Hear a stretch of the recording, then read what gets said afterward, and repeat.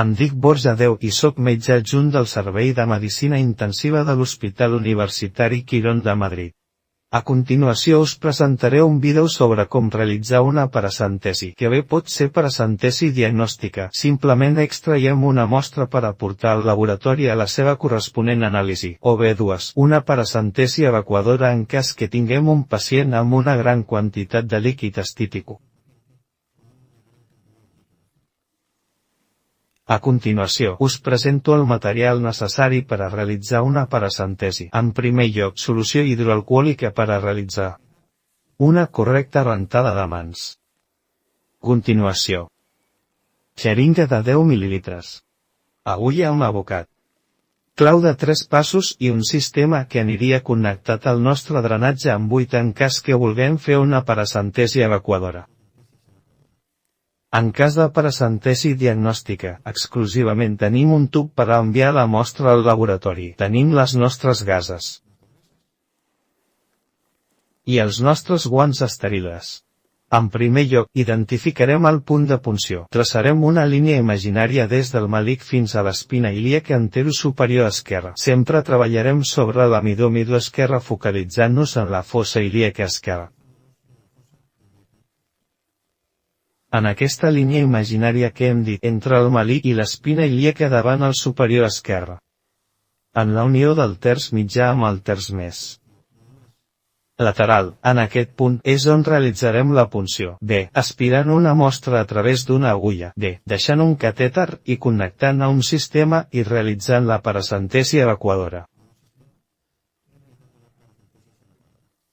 Una vegada que hem localitzat el punt de punció, com hem dit anteriorment, en la unió del terç mitjà amb el terç més lateral d'aquesta línia imaginària que hem traçat entre el melic i l'espina ilíaca antera superior esquerra.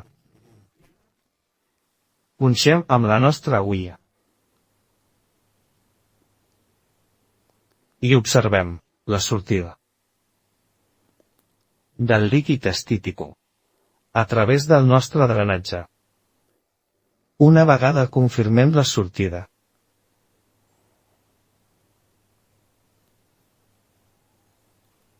retirem el drenatge, la ruja, i comprovem la sortida del líquid.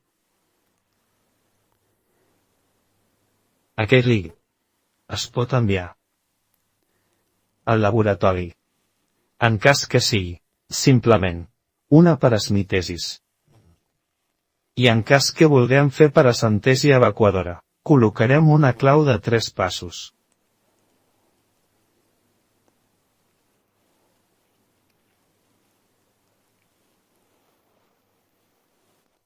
Connectem a un sistema.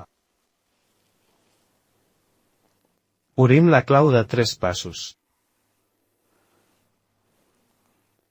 I per l'altra llum que ens queda, la clau de 3 passos. Realitzem una aspiració.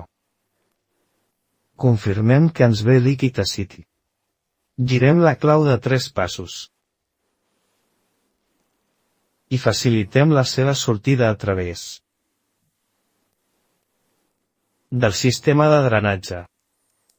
Repetim. Tècnica.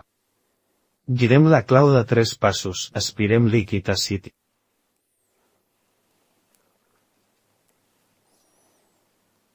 I empenyem cap al sistema de drenatge.